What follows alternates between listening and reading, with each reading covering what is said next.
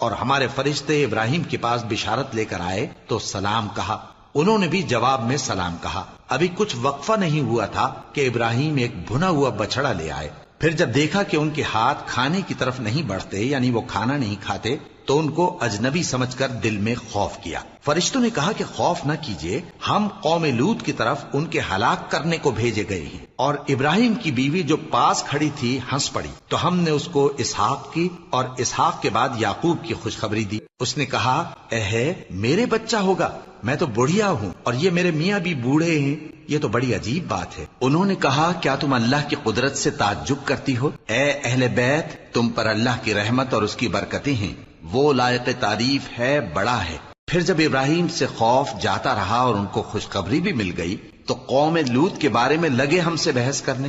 بے شک ابراہیم بڑے تحمل والے، نرم دل اور رجوع کرنے والے تھے۔ اے ابراہیم، اس بات کو جانے دو، تمہارے پروردگار کا حکم آ پہنچا ہے اور ان لوگوں پر عذاب آنے والا ہے جو کبھی نہیں ٹلنے کا۔